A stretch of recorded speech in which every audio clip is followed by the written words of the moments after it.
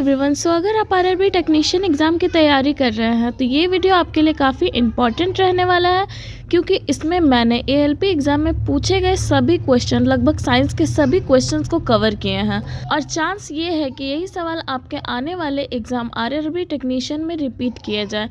इसलिए इस वीडियो को पूरा देखें और अपनी तैयारी मजबूत करें। चलिए शुरू करते हैं। फर्स्ट क्वेश्चन में पूछे गए अनुशासन यानी कि डिसिप्लिन का वास्तविक अर्थ क्या है। तो अनुशासन का वास्तविक अर्थ है नियमों का पालन करना और व्यवस्थित जीवन जीना। नेक्स्ट क्वेश्चन में पूछे गए इनमें से कौन एक विस्थापन अभिक्रिया नहीं है, जिसमें आपका 4 ऑप्शन में 3 ऑप्शन ऐसे थे जो विस्थापन अभिक्रिया से रिलेट करते हैं। एक आपका दिया हुआ था 2mg + O2 = 2mgO। तो ये आपका विस्थापन अभिक्रिया नहीं है, बल्कि ये संयोजन अभिक्रिया है, जो कि करेक्ट आंसर होगा। विस्थापन अभिक्रिया क्या है? तो विस्थापन अभिक्रिया वो रासायनिक प्रक्रिया है जिसमें एक अधिक क्रियाशील तत्व किसी कम क्रियाशील तत्व को उसके यौगिक से विस्थापित कर देता है, यानी कि हटा देता है। तो ये है आपका विस्थापन अभिक्रिया। नेक्स्ट क्वेश्चन में पूछे गए उल्लास योजना के तहत तीसरा पूर्ण साक्षर राज्य कौन बना है। तो उल्लास योजना के तहत तीसरा पूर्ण साक्षर राज्य बनने वाला है त्रिपुरा, और ये जून 2025 में सबसे साक्षर राज्य बना था। अगर आपसे क्वेश्चन ये पूछा जाए कि उल्लास योजना के तहत पहला पूर्ण साक्षर राज्य कौन बना है, तो ये है आपका मिजोरम। दूसरा पूर्ण साक्षर राज्य है गोवा और तीसरा है त्रिपुरा, जो कि जून 2025 में बना है। तो इस चीज को आप लोग याद रखिएगा। अगर पूछा जाए कि उल्लास का फुल फॉर्म क्या होता है, तो उल्लास का फुल फॉर्म होता है understanding life long learning for all in society, जिसे हिंदी में समाज में सभी के लिए आजीवन सीखने की समझ कहा जाता है। नेक्स्ट क्वेश्चन में पूछे गए हैं यदि किसी वस्तु को अवतल दर्पण के वक्रता केंद्र C से परे यानी कि पीछे रखा जाता है तो बनने वाला प्रतिबिंब की स्थिति और प्रकृति कैसी होगी। तो अगर किसी वस्तु को अवतल दर्पण के वक्रता केंद्र यानी C के पीछे अगर रखा जाता है तो बनने वाला जो प्रतिबिंब रहेगा वो वास्तविक, उल्टा और वस्तु से छोटा बनेगा। नेक्स्ट क्वेश्चन में पूछा गया निम्नलिखित में से कौन एक तरल संयोजी उत्तक फ्लूइड कनेक्टिव टिश्यू नहीं है। तो इसमें आपका पूछा गया था कि तरल संयोजी उत्तक कौन नहीं है।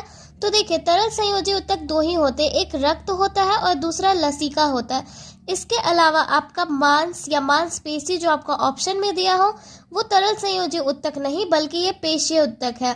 तो मांसपेशी आपका करेक्ट आंसर होगा। नेक्स्ट क्वेश्चन में पूछे गए ध्वनि तरंगों के संचरण के दौरान विरलन का क्षेत्र में माध्यम का घनत्व और दबाव कैसा होता है। तो ध्वनि तरंगों के संचरण के दौरान विरलन का क्षेत्र में माध्यम का घनत्व कम और दबाव उच्च होता है। नेक्स्ट क्वेश्चन में पूछा गया निम्नलिखित में से कौन सा विषमांगी मिश्रण यानी कि हेट्रोजेनियस मिक्सचर का गुण है। तो विषमांगी मिश्रण का गुण है कि इसके घटकों को भौतिक रूप से अलग अलग देखा जाता है, यानी कि विषमांगी मिश्रण में जो मिश्रण होता है वो पूरी तरह से नहीं मिलता है। जैसे तेल और पानी ये अलग अलग दिखाई देते हैं। यही अगर समांगी मिश्रण का पूछा जाए तो समांगी मिश्रण पूरी तरह से मिक्स हो जाता है, जैसे पानी चीनी या फिर पानी नमक का घोल। क्वेश्चन में पूछा गया माइटोकांड्रिया को कोशिका का ऊर्जा केंद्र क्यों कहा जाता है। तो माइटोकांड्रिया को कोशिका का ऊर्जा केंद्र इसलिए कहा जाता है क्योंकि माइटोकांड्रिया में ही एटीपी का निर्माण होता है और ये कोशिकीय शोषण के द्वारा एटीपी के रूप में ऊर्जा को उत्पन्न करता है। एटीपी का फुल फॉर्म होता है एडिनोसिन ट्राइफॉस्फेट। नेक्स्ट क्वेश्चन में पूछा गया विश्व पैरा एथलेटिक्स चैंपियनशिप 2025 का आयोजन कहाँ किया गया था। तो विश्व पैरा एथलेटिक्स चैंपियनशिप 2025 का आयोजन न्यू दिल्ली के जवाहरलाल नेहरू स्टेडियम में किया गया था और यह आपका 27 सितंबर से 5 अक्टूबर तक आयोजित किया गया था। नेक्स्ट क्वेश्चन में पूछा गया भारतीय संविधान में संशोधन किसके द्वारा किया जा सकता है। तो भारतीय संविधान में संशोधन संसद में संशोधन करके किया जा सकता है और ये आपका भाग 20 और अनुच्छेद 368 में वर्णित किया गया है। नेक्स्ट क्वेश्चन में पूछा गया था कि यदि किया गया कार्य 1000 जूल है और लिया गया समय 5 सेकंड है तो शक्ति यानी P का मान क्या होगा। तो शक्ति निकालने का फॉर्मूला होता है P = W/T। P यहाँ पे आपका पावर है यानी कि शक्ति, W है यहाँ पे वर्क यानी किया गया कार्य और T है यहाँ पे लिया गया समय यानी कि टाइम। तो यहाँ पे W 1000 है और टाइम है 5। तो 5 से 1000 को डिवाइड करने पे यहाँ पे आ जाएगा पावर 200 वाट, जो कि करेक्ट आंसर होगा। नेक्स्ट क्वेश्चन में पूछा गया है, धमनियों से निकलने वाली वे अनेक पतली नलिकाएं क्या कहलाती हैं जो ऊतकों और कोशिकाओं तक पहुंचती है? तो धमनियों से निकलने वाली वे अनेक पतली नलिकाएं धमनिकाएं कहलाती हैं। इसे इंग्लिश में एट्रियोलस कहा जाता है और ये ऊतकों और कोशिकाएं तक पहुंचती है। नेक्स्ट क्वेश्चन में पूछा गया, सोडियम हाइड्रोजन कार्बोनेट को गर्म करने पर क्या बनता है? तो सोडियम हाइड्रोजन कार्बोनेट को गर्म करने पे सोडियम कार्बोनेट, पानी और कार्बन डाइऑक्साइड बनता है। नेक्स्ट क्वेश्चन में पूछा गया, माध्यम में ध्वनि कैसे गमन करती है, यानी कि कैसे यात्रा करती है? तो माध्यम में ध्वनि उत्पन्न विक्षोभ के कारण गमन करती है। नेक्स्ट क्वेश्चन में पूछा गया, भारतीय मधुमक्खी का वैज्ञानिक नाम क्या है? तो भारतीय मधुमक्खी का वैज्ञानिक नाम है एपिस सेराना इंडिका और ये काफी शांत स्वभाव की मक्खी होती है। नेक्स्ट क्वेश्चन में पूछा गया है कि प्रकाश के अपवर्तन की सही परिभाषा क्या है? तो प्रकाश के अपवर्तन की सही परिभाषा है कि प्रकाश की किरण का एक पारदर्शी माध्यम से दूसरे में जाने पर अपने पथ से विचलित हो जाना। नेक्स्ट क्वेश्चन में पूछा गया है कि धमनियों की सबसे छोटी शाखाओं को क्या कहा जाता है जो आगे चलकर कोशिकाओं में बदल जाती है? तो धमनियों की सबसे छोटी शाखाओं को धमनिकाएं कहते हैं जो आगे चलकर कोशिकाओं में बदल जाती है और इसे इंग्लिश में एट्रियोलस कहते हैं।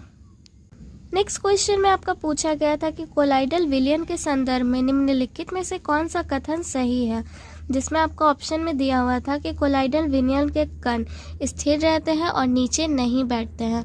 तो ये कथन बिल्कुल सही है, तो ये करेक्ट आंसर होगा। इस क्वेश्चन पूछा गया, कौन सा जैव अपघटनीय नहीं है, जिसमें आपका ऑप्शन में कागज, सब्जियों के छिलके, सूती कपड़े और प्लास्टिक का थैली ऑप्शन में दिया गया था। तो कागज, सब्जी के छिलके और सूती कपड़ा ये जैव अपघटनीय पदार्थ है। इसके अलावा जो आपका प्लास्टिक का थैली ऑप्शन में दिया गया था ये जैव अपघटनीय नहीं है, इसलिए ये करेक्ट आंसर होगा। नेक्स्ट क्वेश्चन में पूछा है, कोशिका की केंद्रक झिल्ली में क्या पाया जाता है? तो कोशिका की केंद्रक झिल्ली, जिसे न्यूक्लियर एनवलप भी कहा जाता है, इसमें छोटे छिद्र पाए जाते हैं। नेक्स्ट क्वेश्चन में पूछा गया, किसी वस्तु को उत्तल दर्पण के सामने रखा जाता है तो बनने वाला प्रतिबिंब कैसा बनता है? तो अगर किसी भी वस्तु को उत्तल दर्पण के सामने रख दिया जाए तो बनने वाला जो प्रतिबिंब रहेगा ये आभासी, सीधा और छोटा बनेगा। नेक्स्ट क्वेश्चन में पूछा गया है, रदरफोर्ड के स्वर्ण पन्नी प्रयोग में जब कुछ अल्फा कण वापस मुड़ गए तो इस अवलोकन का मुख्य निष्कर्ष क्या था? तो इस अवलोकन का मुख्य निष्कर्ष था परमाणु का सारा घनावेश और द्रव्यमान एक बहुत छोटे स्थान में केंद्रित है। नेक्स्ट क्वेश्चन में पूछा गया, भारत में मुख्य रूप से उच्च दूध उत्पादन के लिए किस स्वदेशी नस्ल की गाय का उपयोग किया जाता है? तो भारत में मुख्य रूप से उच्च दूध उत्पादन के लिए साहिवाल नस्ल की गाय का उपयोग किया जाता है और ये मुख्य रूप से पंजाब, हरियाणा और राजस्थान राज्यों में पाई जाती है। नेक्स्ट क्वेश्चन में पूछा गया, किसी चालक तार के प्रतिरोध R का सही सूत्र क्या है? तो किसी चालक तार के प्रतिरोध R का सही सूत्र है R = ρl/a। यहाँ पे R का मतलब होता है रेसिस्टेंस यानी प्रतिरोध, ρ का मतलब है रेसिस्टिविटी, L का मतलब है लेंथ और A का मतलब है एरिया। तो ये आपका प्रतिरोध का सही सूत्र है।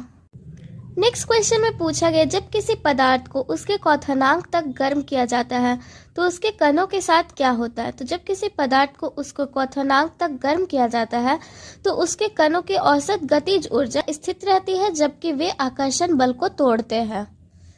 नेक्स्ट क्वेश्चन में पूछा गया, विभिन्न दूरियों पर स्थित वस्तुओं को स्पष्ट रूप से देखने के लिए मानव आंख की अपनी लेंस की फोकल लंबाई को समायोजित करने की क्षमता क्या कहलाती है? तो विभिन्न दूरियों पर स्थित वस्तुओं को स्पष्ट रूप से देखने के लिए मानव आंख की अपनी लेंस की फोकल लंबाई को समायोजित करने की क्षमता को स्मंजन क्षमता कहते हैं। इस क्वेश्चन में पूछा गया, राज्य के नीति निर्देशक तत्वों के बारे में कौन सा कथन सही है? जिसमें आपका कथन में दिया गया था कि राज्य के नीति निर्देशक तत्वों को किसी भी न्यायालय के द्वारा लागू नहीं किया जा सकता। क्वेश्चन अगर ये पूछा जाए कि राज्य के नीति निर्देशक तत्वों को कहाँ से लिया गया है, तो राज्य के नीति निर्देशक तत्वों को आयरलैंड के संविधान से लिया गया है और ये भाग 4 और अनुच्छेद 36 से 51 में वर्णित है। नेक्स्ट क्वेश्चन में पूछा गया, निम्नलिखित में से किसमें राजधानी का आकार छोटा पाया जाता है?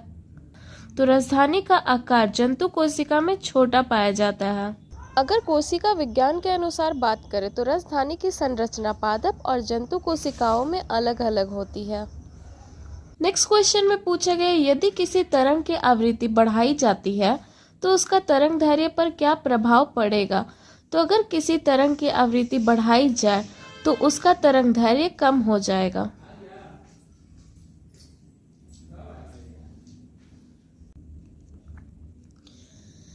नेक्स्ट क्वेश्चन में पूछा गया जब इथेनॉल की अभिक्रिया सोडियम धातु के साथ कराई जाती है तो मुख्य रूप से कौन से उत्पाद बनते हैं।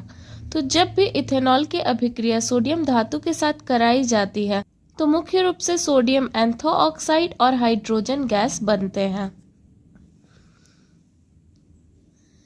नेक्स्ट क्वेश्चन में पूछा गया जब किसी वस्तु को उत्तल लेंस के सामने अनंत पर रखा जाए तो प्रतिबिंब कैसा बनता है।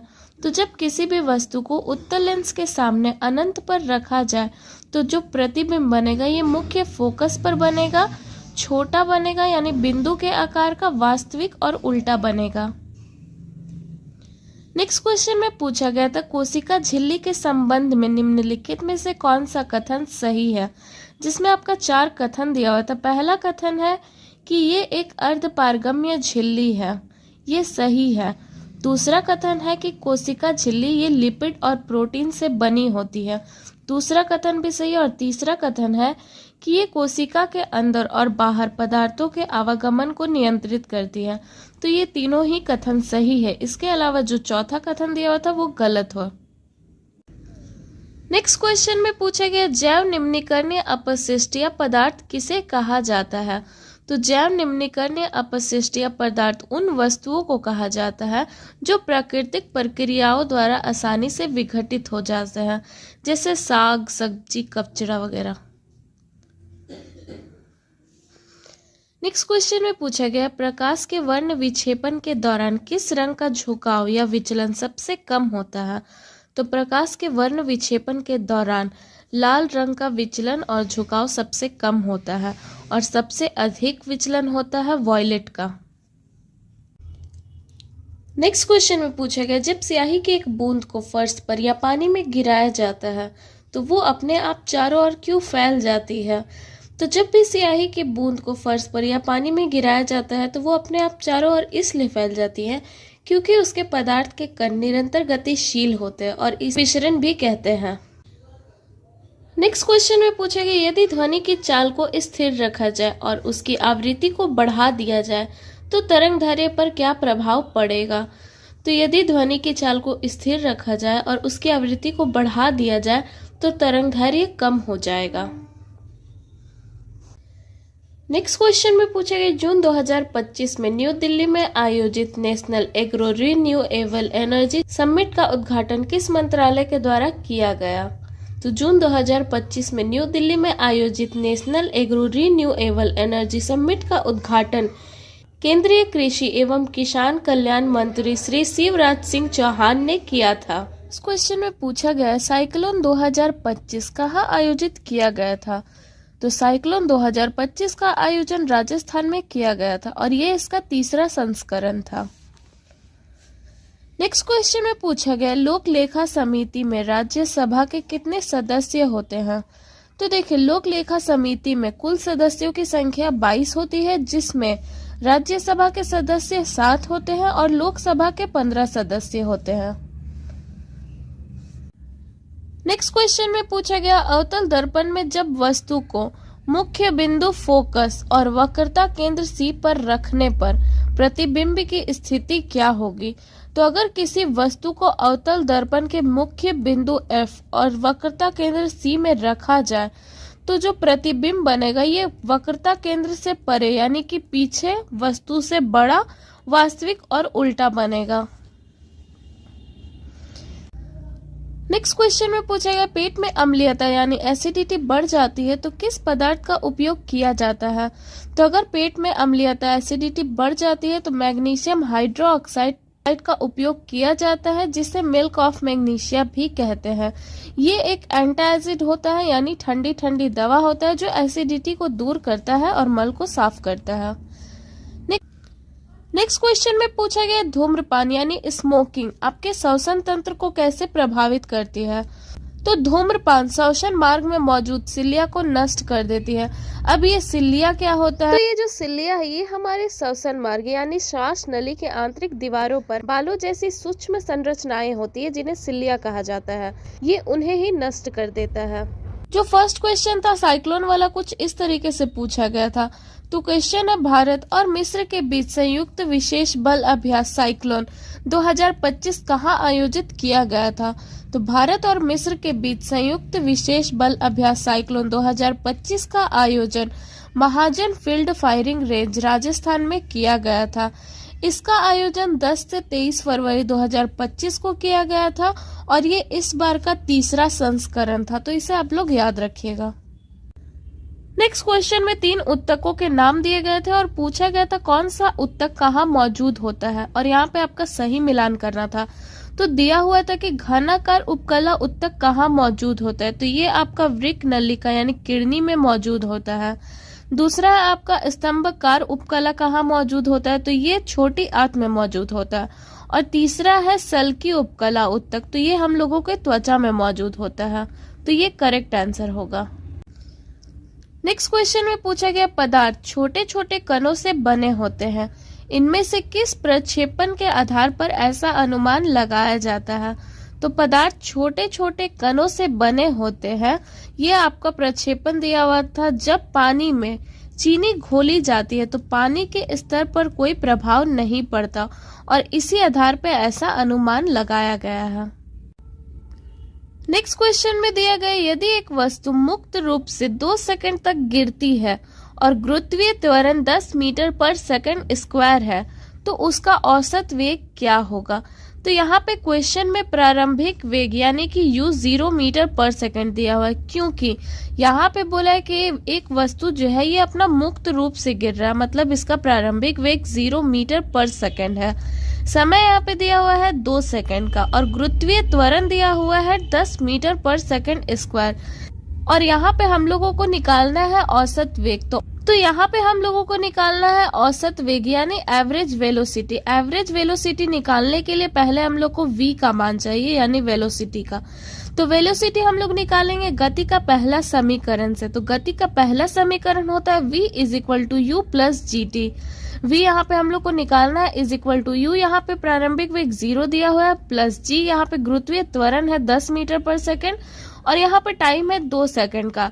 तो 0 का तो कोई मान नहीं होता, यहाँ पे 10 दूनी 20 हम लोग का v निकल गया यानी वेग निकल गया 20 मीटर पर सेकंड। अब हम लोग निकालेंगे एवरेज वेलोसिटी। तो इसको निकालने का फॉर्मूला होता है u प्लस वी बाई 2। यहाँ पे u हम लोगों का 0 है, v यहाँ पे 20 निकला बाई 2। तो ये जब 220 से कट गया तो यहाँ पे आ गया 10 मीटर पर सेकंड एवरेज वेलोसिटी, जो कि आंसर होगा। नेक्स्ट क्वेश्चन में पूछा गया गुरुत्वीय स्थितिज ऊर्जा मुख्य रूप से किस पर निर्भर करती है? तो गुरुत्वीय स्थितिज ऊर्जा का सूत्र होता है potential energy is equal to mgh। इस mgh में क्या है? तो इस m का मतलब होता है मास यानी वस्तु का द्रव्यमान, ये जो g है ये है ग्रेविटी यानी वस्तु का गुरुत्वीय त्वरण और ये जो h है ये है वस्तु का ऊंचाई। तो गुरुत्वीय स्थितिज ऊर्जा मुख्य रूप से वस्तु के द्रव्यमान, गुरुत्वीय त्वरण और ऊंचाई पर निर्भर करता है। नेक्स्ट क्वेश्चन में पूछा गया निम्नलिखित में से किसे एक विलयन के रूप में परिभाषित किया जा सकता है? जिसमें आपका ऑप्शन में दिया हुआ था चीनी और पानी का घोल यानी चीनी और पानी का मिश्रण। तो चीनी और पानी के मिश्रण को एक विलयन के रूप में परिभाषित किया जा सकता है। नेक्स्ट क्वेश्चन में पूछा गया परासरण की प्रक्रिया के दौरान यदि कोशिका से ऑक्सीजन को पूरी तरह निकाल दिया जाए या उसकी आपूर्ति को रोक दिया जाए तो कोशिका पर क्या प्राथमिक प्रभाव पड़ेगा? तो अगर परासरण की प्रक्रिया के दौरान कोशिका से ऑक्सीजन को पूरी तरह निकाल दिया जाए या उसकी आपूर्ति को रोक दिया जाए तो कोशिका का सक्रिय परिवहन रुक जाएगा लेकिन परासरण जारी रह सकता है। ये सारे क्वेश्चन आपका आरआरबी एएलपी 16 फरवरी का शिफ्ट 1 में पूछे गए थे। हो सकता है इन्हीं क्वेश्चन को आगे रिपीट किया जाए या फिर इन्हीं टॉपिक से रिलेटेड आगे क्वेश्चन पूछे जाए। और ये है कुछ क्वेश्चन जो 13 फरवरी को एएलपी एग्जाम में पूछे गए और कुछ एक्स्ट्रा साइंस के क्वेश्चंस जो आगे एग्जाम में पूछे जा सकते हैं। फर्स्ट क्वेश्चन में पूछे गए अनुशासन यानी कि डिसिप्लिन का वास्तविक अर्थ क्या है? तो अनुशासन का वास्तविक अर्थ है नियमों का पालन करना और व्यवस्थित जीवन जीना। नेक्स्ट क्वेश्चन में पूछा गया नेफ्थलीन के जलने पर किस रंग की ज्वाला उत्पन्न होती है। तो नेफ्थलीन के जलने पर पीली धुआंधार ज्वाला उत्पन्न होती है जो कि कालिख युक्त होती है। नेक्स्ट क्वेश्चन में पूछा गया इनमें से कौन एक विस्थापन अभिक्रिया नहीं है, जिसमें आपका 4 ऑप्शन में 3 ऑप्शन ऐसे थे जो विस्थापन अभिक्रिया से रिलेट करते हैं। एक आपका दिया हुआ था 2mg + O2 = 2mgO, तो ये आपका विस्थापन अभिक्रिया नहीं है बल्कि ये संयोजन अभिक्रिया है जो कि करेक्ट आंसर होगा। विस्थापन अभिक्रिया क्या है। तो विस्थापन अभिक्रिया वो रासायनिक प्रक्रिया है जिसमें एक अधिक क्रियाशील तत्व किसी कम क्रियाशील तत्व को उसके यौगिक से विस्थापित कर देता है यानी कि हटा देता है। तो ये है आपका विस्थापन अभिक्रिया। नेक्स्ट क्वेश्चन में पूछा गया 50 हर्ट्ज की आवृत्ति वाली तरंग का आवर्तकाल कितना होता है। तो आवर्तकाल निकालने का फॉर्मूला है T = 1/f। T यहाँ पे आवर्तकाल है = 1/फ्रीक्वेंसी, ये आपका आवृत्ति है। तो यहाँ पे होगा 1/50 = 0.02 सेकेंड इसका आवर्तकाल होगा। नेक्स्ट क्वेश्चन में पूछा गया उल्लास योजना के तहत तीसरा पूर्ण साक्षर राज्य कौन बना है। तो उल्लास योजना के तहत तीसरा पूर्ण साक्षर राज्य बनने वाला है त्रिपुरा, और ये जून 2025 में सबसे साक्षर राज्य बना था। अगर आपसे क्वेश्चन ये पूछा जाए कि उल्लास योजना के तहत पहला पूर्ण साक्षर राज्य कौन बना है, तो यह है आपका मिजोरम, दूसरा पूर्ण साक्षर राज्य है गोवा और तीसरा है त्रिपुरा जो कि जून 2025 में बना है। तो इस चीज को आप लोग याद रखिएगा। अगर पूछा जाए कि उल्लास का फुल फॉर्म क्या होता है, तो उल्लास का फुल फॉर्म होता है understanding life long learning for all in society, जिसे हिंदी में समाज में सभी के लिए आजीवन सीखने की समझ कहा जाता है। नेक्स्ट क्वेश्चन में पूछे गए सवाल में यदि अधिक मात्रा में पोषक तत्व और जल मिलाया जाए तो मुख्य रूप से कौन सी क्रिया होती है। तो शैवाल में यदि अधिक मात्रा में पोषक तत्व और जल मिलाया जाता है तो शैवाल बहुत तेजी से बढ़ने लगता है और इस क्रिया को यूट्रोफिकेशन या शैवाल प्रस्फुटन कहते हैं। नेक्स्ट क्वेश्चन में पूछा गया है यदि किसी वस्तु को अवतल दर्पण के वक्रता केंद्र C से परे यानी कि पीछे रखा जाता है तो बनने वाला प्रतिबिंब की स्थिति और प्रकृति कैसी होगी। तो अगर किसी वस्तु को अवतल दर्पण के वक्रता केंद्र यानी C के पीछे अगर रखा जाता है तो बनने वाला जो प्रतिबिंब रहेगा वो वास्तविक उल्टा और वस्तु से छोटा बनेगा। नेक्स्ट क्वेश्चन में पूछा गया निम्नलिखित में से कौन एक तरल संयोजी उत्तक फ्लूइड कनेक्टिव टिश्यू नहीं है। तो इसमें आपका पूछा गया था कि तरल संयोजी उत्तक कौन नहीं है।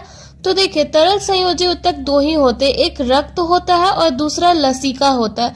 इसके अलावा आपका मांस या मांसपेशी जो आपका ऑप्शन में दिया हो वो तरल संयोजी उत्तक नहीं बल्कि ये पेशीय उत्तक है। तो मांसपेशी आपका करेक्ट आंसर होगा। नेक्स्ट क्वेश्चन में पूछा गया पौधों में प्रकाश संश्लेषण के लिए कौन सा उत्तक मुख्य रूप से जिम्मेदार होता है। तो पौधों में प्रकाश संश्लेषण के लिए मुख्य रूप से जिम्मेदार उत्तक है पैरेन्काइमा उत्तक। जाइलम की बात करें तो पौधों में जाइलम जल और खनिज लवण का संवहन करता है, फ्लोएम भोजन का संवहन करता है और कोलेनकाइमा उत्तक पौधों को यांत्रिक सहारा देता है। नेक्स्ट क्वेश्चन में पूछे गए ध्वनि तरंगों के संचरण के दौरान विरलन का क्षेत्र में माध्यम का घनत्व और दबाव कैसा होता है। तो ध्वनि तरंगों के संचरण के दौरान विरलन का क्षेत्र में माध्यम का घनत्व कम और दबाव उच्च होता है। नेक्स्ट क्वेश्चन में पूछा गया कॉपर सल्फेट के विलयन में जिंक डालने पर कॉपर सल्फेट का रंग क्या हो जाता है। तो कॉपर सल्फेट के विलयन में जिंक डालने पर कॉपर सल्फेट का रंग नीला से रंगीन हो जाता है। नेक्स्ट क्वेश्चन में पूछा गया निम्नलिखित में से किस यौगिक में ऑक्सीजन नहीं होता है। तो एल्केन जिसे हाइड्रोकार्बन भी कहते हैं ये एक ऐसा यौगिक होता है जिसमें ऑक्सीजन नहीं होता है। नेक्स्ट क्वेश्चन में पूछा गया ग्रेगर जॉन मेंडल मुख्य रूप से किससे संबंधित है। तो ग्रेगर जॉन मेंडल ये आपका आनुवांशिकी के जनक है, इन्हें फादर ऑफ जेनेटिक्स भी कहा जाता है और ये आनुवांशिकी से संबंधित है। नेक्स्ट क्वेश्चन में पूछा गया मटर का पौधा किस प्रक्रिया द्वारा सहारे के लिए अन्य पौधे के चारों ओर चढ़ता या लिपटता है। तो मटर के पौधे की लताएं होती है और ये स्पर्शानुवर्तन प्रक्रिया के द्वारा किसी अन्य पौधे के चारों ओर चढ़ता या लिपटता है। इसे इंग्लिश में थिग्मोट्रोपिज्म कहते हैं। अगर कोई पौधा प्रकाश की ओर वृद्धि करता है तो इसे फोटोट्रोपिज्म कहते हैं। जल की ओर वृद्धि करता है तो हाइड्रोट्रोपिज्म कहते हैं।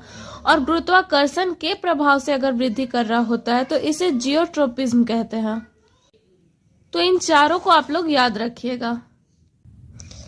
नेक्स्ट क्वेश्चन में पूछा गया निम्नलिखित में से कौन सा विषमांगी मिश्रण यानी कि हेट्रोजेनियस मिक्सचर का गुण है। तो विषमांगी मिश्रण का गुण है कि इसके घटकों को भौतिक रूप से अलग अलग देखा जाता है, यानी कि विषमांगी मिश्रण में जो मिश्रण होता है वो पूरी तरह से नहीं मिलता है। जैसे तेल और पानी ये अलग अलग दिखाई देते हैं। यही अगर समांगी मिश्रण का पूछा जाए तो समांगी मिश्रण पूरी तरह से मिक्स हो जाता है, जैसे पानी चीनी या फिर पानी नमक का घोल। नेक्स्ट क्वेश्चन में पूछा गया किस पौधों की पत्तियां पर कलियां पाई जाती है। तो ब्रायोफाइलम ये एक ऐसा पौधा है जिसकी पत्तियों पर कलियां पाई जाती है। इसके साथ ही ब्रायोफाइलम ये आपका वनस्पतिक जनन का एक उदाहरण है। नेक्स्ट क्वेश्चन में पूछा गया एटीपी जिसका फुल फॉर्म होता है एडेनोसिन ट्राइफॉस्फेट, इसका संश्लेषण किस कोशिकांग में होता है। तो एटीपी का संश्लेषण माइटोकांड्रिया में होता है जिसको कोशिका का ऊर्जा मुद्रा कहा जाता है। नेक्स्ट क्वेश्चन है मैथ का जिसमें पूछा गया था 49 और 16 के बीच मध्य अनुपाती क्या है। तो यहाँ पे 49 को हम लोग a मान लेंगे और 16 को हम लोग b मान लेंगे। इसे निकालने का फॉर्मूला है रूट a इंटू बी। रूट में आ जाएगा आपका 49 इंटू 16। 49 का रूट होता है 7 और 16 के रूट का वैल्यू होता है 4। यहाँ पे 7 4 जा 28 आपका मध्य अनुपाती आ जाएगा जो कि आंसर होगा।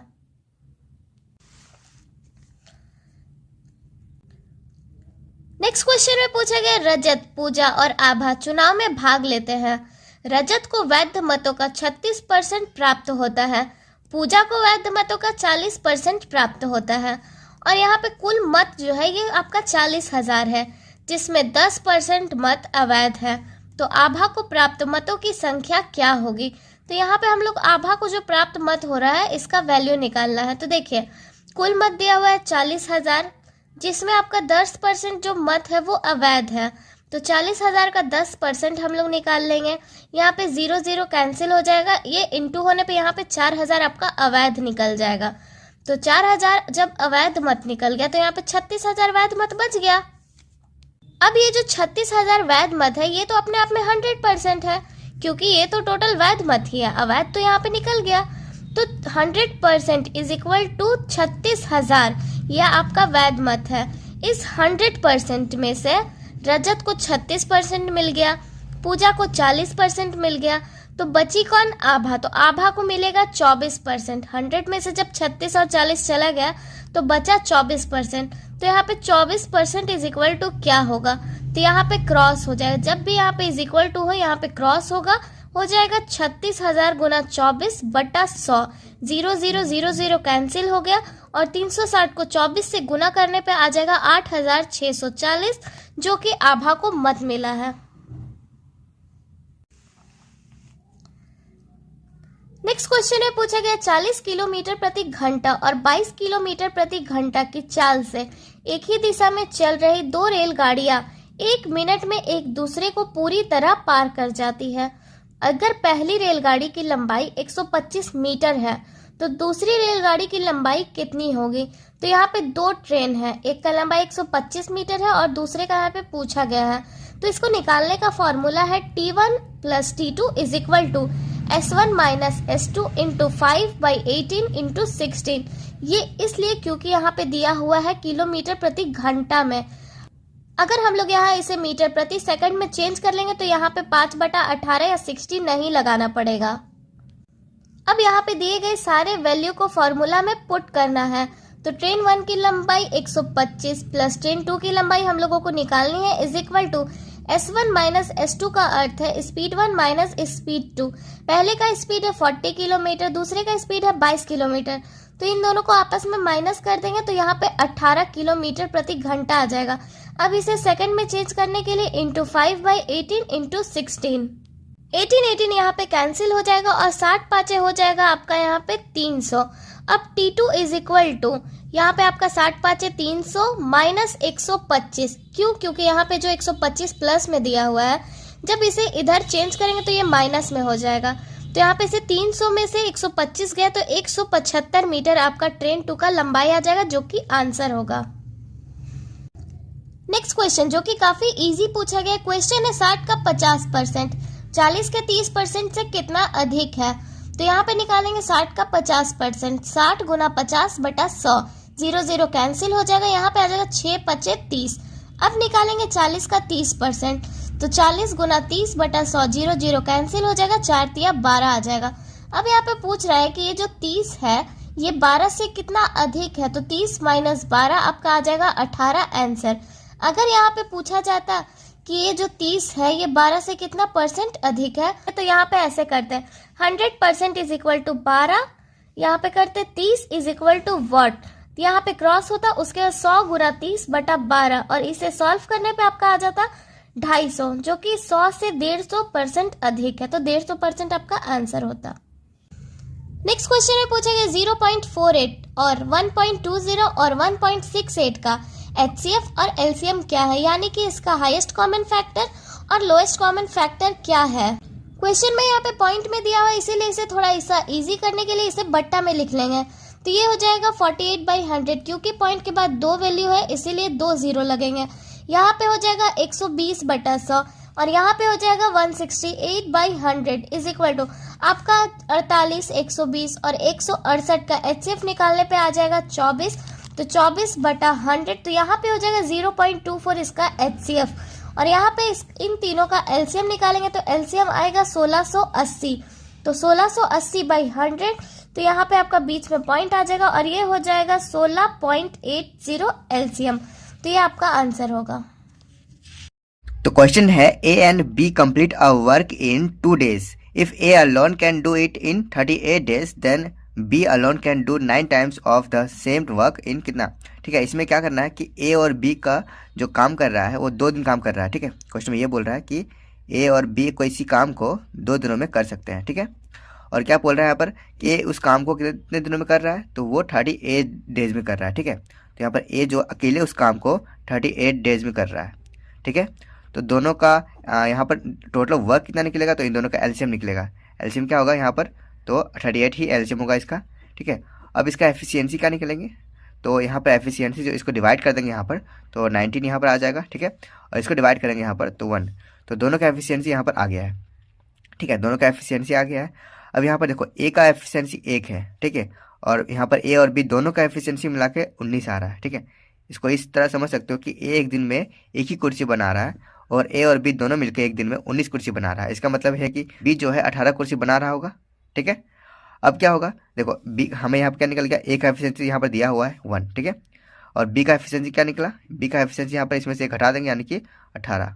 ठीक है, क्योंकि ए का 1 है ना, तो बी का क्या होगा, इसमें से 1 घटा देंगे इसका एफिशिएंसी, तो निकल जाएगा मेरा 18। ठीक है, अब क्या बोला है यहाँ पर कि बी जो है उस काम का 9 गुना, यानी कि टोटल वर्क कितना मेरे पास 38 है। ठीक है, टोटल वर्क मेरे पास 38 है, उसका अगर 9 गुना करेंगे, ठीक है, उसको कितने दिनों में कर रहा है वो, तो वो कर रहा है यहाँ पर बी कर रहा 18 है, तो उसका एफिशिएंसी 18 यहाँ पर डिवाइड कर देंगे उसको, 9 दूना 18। ठीक है, इसको काटेंगे हम तो आ गया मेरा 19, काटेंगे 2 बार में, यहाँ पर 19 आ जाएगा, जो कि मेरा आंसर होगा 19 डेज, जो कि ऑप्शन नंबर मेरा बी सही होगा। ठीक है, इस तरह क्वेश्चन इसी तरह बनेगा, बहुत ईजी क्वेश्चन था। Thank you.